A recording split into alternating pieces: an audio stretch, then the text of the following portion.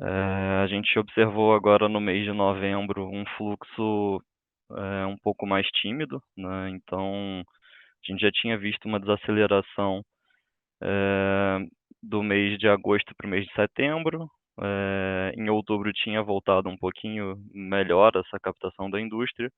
E agora em novembro a gente teve um mês praticamente flat, onde os fundos que a gente acompanha no somatório tiveram um inflow positivo de 1,4 bi, sendo que a gente pode abrir aqui como destaque negativo os fundos D0, D1, que tiveram resgates líquidos de 2 bilhões e meio, né? Então, é, sendo basicamente compensados aqui por fundos de previdência e fundos entre D2 e D15.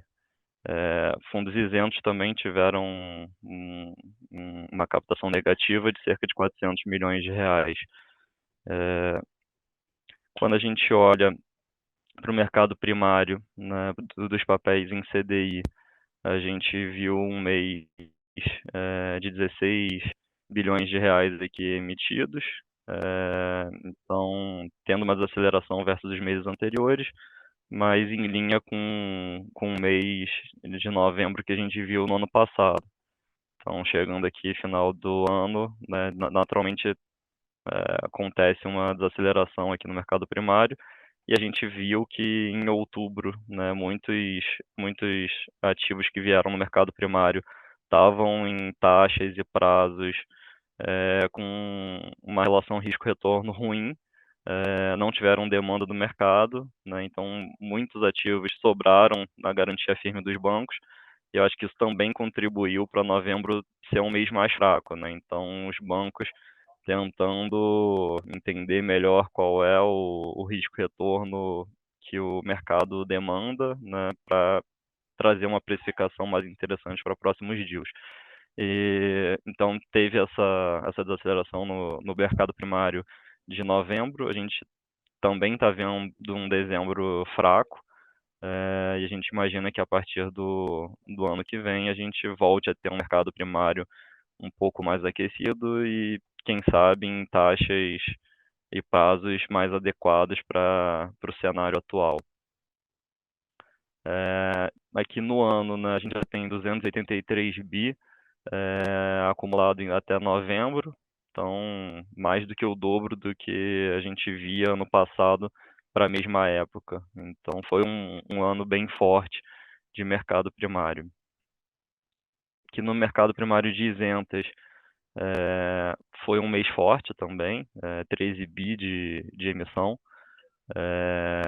Então, aqui a gente não viu essa desaceleração como no mercado CDI mais, e também no ano mais do que o dobro acumulado em relação ao ano passado, né? Então, 123 bi e meio contra 58 bi do ano passado, que já tinha sido um recorde.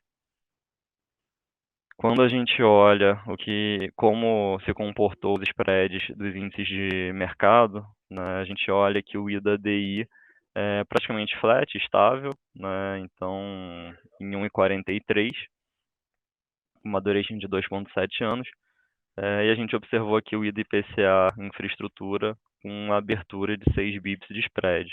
Então, abrindo de uma B equivalente mais 0,42 para uma B equivalente mais 0,48, e uma duration aqui de 5,3 anos. Apesar da gente ter visto, né, no inflow da indústria um resgate de 400 milhões para os fundos isentos, a gente segue vendo bastante demanda de pessoa física para esses ativos, ainda mais com a abertura dos juros reais, onde a gente vê esses papéis isentos com uma taxa nominal relativamente gorda, olhando os níveis históricos. Então, isso tem trazido apetite para a pessoa física, para a demanda dos ativos direto, mas naturalmente os fundos que não são redeados, né, e que têm risco de mercado, eles têm tido uma performance negativa, dado todo esse movimento de abertura dos juros reais ao longo dos últimos meses. Então, isso tem contribuído ali para a aplicação e resgate na indústria. É, e além disso, a gente viu que algumas tesourarias que vinham carregando, né, esses ativos que não tiveram demanda no mercado primário, elas começaram a vender esses ativos no mês retrasado, em outubro, né, aceitando nos ativos CDI+, vender 10, 15, 20 bips acima da taxa de emissão. Nos ativos isentos, a gente via alguns papéis saindo 5, 10 bips para cima da taxa de marcação. E mês de novembro a gente seguiu vendo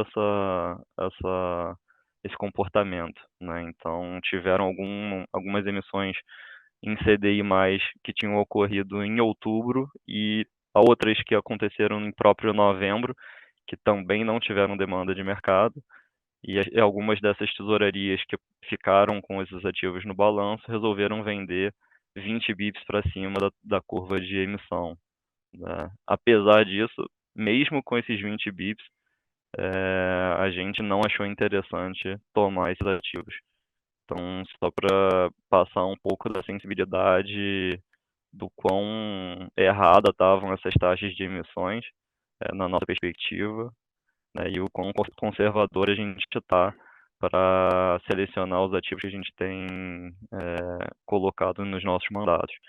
E nos papéis incentivados, a gente também seguiu vendo, agora em novembro, uma venda mais forte, né, dos bancos que ainda tinham algumas emissões encarteiradas, querendo limpar a carteira, né, antes da virada do ano, para entrar no ano que vem já com uma carteira renovada. Então, agora a gente já observa, né, que a maior parte desse movimento já passou. Então, restaram pouquíssimas emissões que ainda estão nos balanços dos bancos para serem vendidos.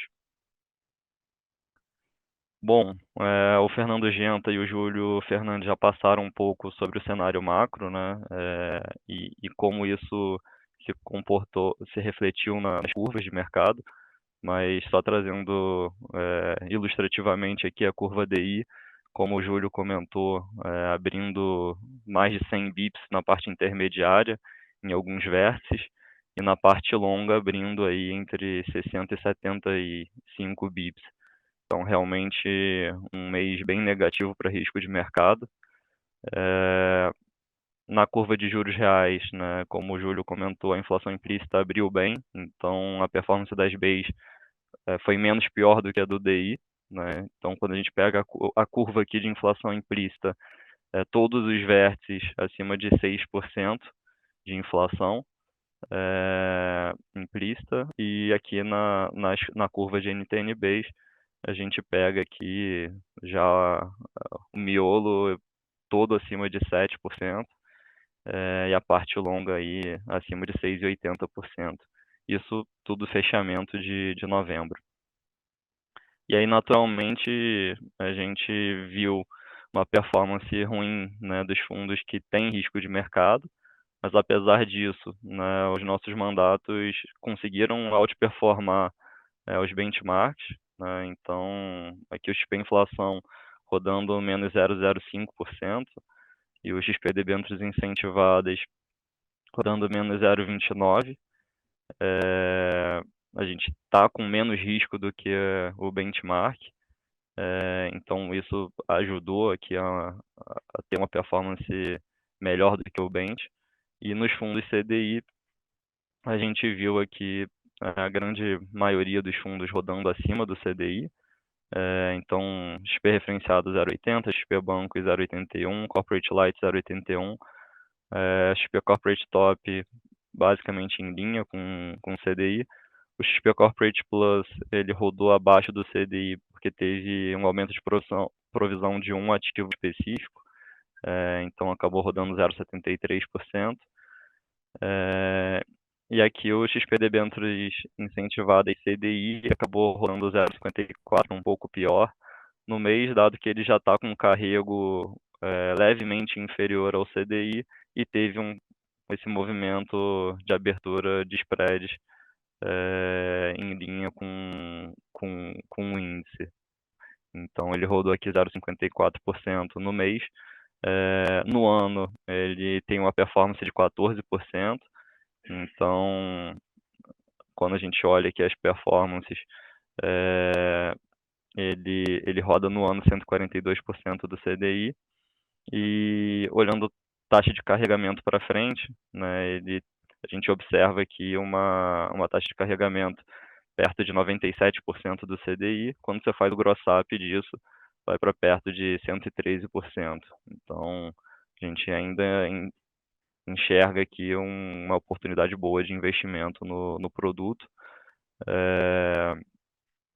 E aqui os fundos de previdência, então também os fundos que têm risco de mercado acabaram rodando pior do que o CDI, e os fundos de crédito privado que não têm risco de mercado rodando acima. Então, XP Seguros Crédito Privado rodando 0,80 e os XP Seguros Horizonte Top rodando 0,84% no mês, né? Então, olhando aqui performances mais longas, também janelas bem interessantes de retornos.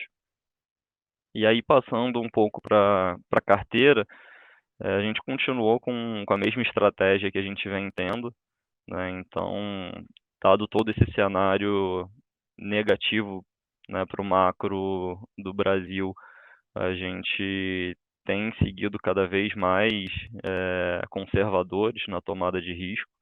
Então, a gente tem reduzido ainda mais, né, riscos em empresas que têm uma alavancagem mais alta, né, em que tenham margens mais apertadas e tenham dificuldade de repassar preços,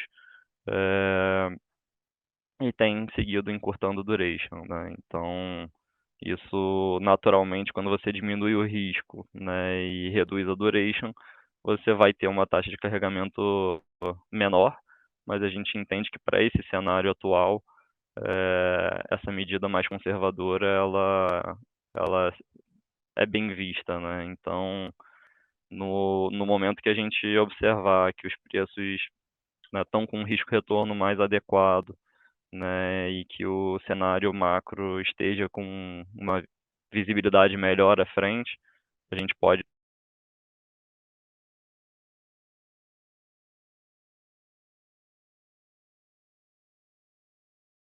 voltar a tomar um pouco mais de risco. Bom, mas nesse momento a gente ainda segue mantendo os fundos com uma duration mais curta e com mais caixa, né? Então, preparados aqui para um momento de reversão. Então, aqui tá um quadro ilustrativo, né, de percentual de crédito, de duration das carteiras e de spread bruto e líquido dos fundos.